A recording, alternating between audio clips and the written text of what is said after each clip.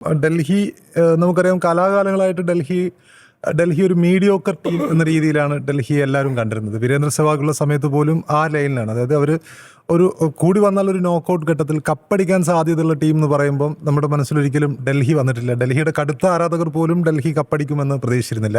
ഈ സീസണിലേക്ക് വരുമ്പോൾ രണ്ട് ജയങ്ങൾ എന്ന് പറയുമ്പോൾ രണ്ടും നല്ല ജയമാണ്.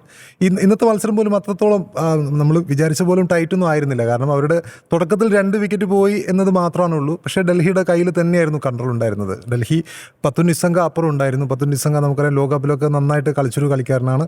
അതിനൊപ്പം സമീർ റിസ്വിയും കൂടി വന്നപ്പോൾ സമീർ റിസ്വി തുടർച്ചയായിട്ട് 2ാമത്തെ 50യാണ് ഈ ഒരു മത്സരത്തിൽ നേടിയിരിക്കുന്നത്. അപ്പോൾ അവരുടെ ഒരു കോമ്പിനേഷൻ കൃത്യമായിട്ടും അവിടെ വർക്ക് ചെയ്തു.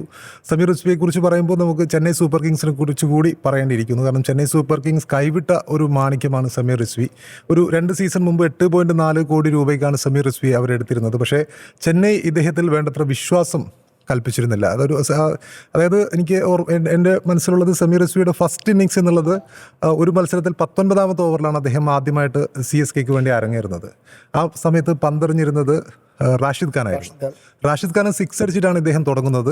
അങ്ങനെയുള്ള ഒരു 6 സിറ്റിംഗ് അബിലിറ്റി എന്ന് പറയുമ്പോൾ ഒരു IPL താരത്തെ സംബന്ധിച്ചിടത്തോളം ഏറ്റവും പ്രധാനമാണ്. T20യിൽ 6 സിറ്റിംഗ് എന്നുള്ളത് വലിയൊരു കേപ്പബിലിറ്റിയാണ്.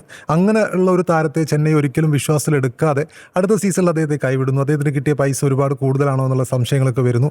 പക്ഷേ ഇവിടെ വരുമ്പോൾ ഡൽഹി കൃത്യമായിട്ടും അദ്ദേഹത്തോട് പറയുന്നു, നിങ്ങൾ ഇമ്പാക്ട് പ്ലെയർ ആയിരിക്കും, നിങ്ങൾ ഈ ടീമിൽ 4ാമതായിട്ട് കളിക്കുമെന്നുള്ളൊരു ആത്മവിശ്വാസം നൽകുന്നു. ആത്മവിശ്വാസം തന്നെയാണ് അദ്ദേഹത്തിൻ്റെ 2 ഇന്നിങ്സുകളുടെയും നമുക്ക് കാണാൻ കഴിയുന്നത്. 2 ഇന്നിങ്സുകളുടെയും ഈ മത്സരത്തിലും അദ്ദേഹം ഒരു ഘട്ടത്തിൽ ഈ 25 പന്തിൽ 23 ആയിരുന്നു, 10 പന്തിൽ 6 റൺസ് ആയിരുന്നു. തുടക്കത്തിൽ വളരെ സ്ലോ ഗതിയിലുള്ള ഒരു ഇന്നിങ്സ് ആയിരുന്നു, നിസ്സംഗ കളിച്ചുകൊണ്ടിരിക്കുകയായിരുന്നു. പക്ഷേ കൃത്യമായും ആക്സിലറേറ്റ് ചെയ്യേണ്ട സമയത്ത് അദ്ദേഹം ആക്സിലറേറ്റ് ചെയ്യുന്നു. 90 റൺസ് എടുത്തുകൊണ്ട് ടീമിൻ്റെ വിജയശില്പിയാവുന്നു. കഴിഞ്ഞ മത്സരത്തിൻ്റെ തുടർച്ചയായി മറ്റൊരു ഇന്നിങ്സ് കാഴ്ചവെക്കുന്നു, ഡൽഹിയെ വിജയത്തിലേക്ക് എത്തിക്കുന്നു. അപ്പോൾ ഡൽഹിയെ സംബന്ധിച്ചിടത്തോളം നേരത്തെ ചോദിച്ച ചോദ്യത്തിന് കൃത്യമായും ഒരു ഉത്തരമാണ്. ഡൽഹി ഈ വർഷം ഏറ്റവും സെറ്റിൽഡ് ആയിട്ടുള്ള ഒരു ടീമായി വന്നിരിക്കുകയാണ്. എനിക്ക് തോന്നുന്നത് ഈ ടൂർണമെന്റിലെ ഏറ്റവും മികച്ച 3 സ്പിന്നേഴ്സ് കളിക്കുന്നത് ഡൽഹിക്കൊപ്പമാണ്.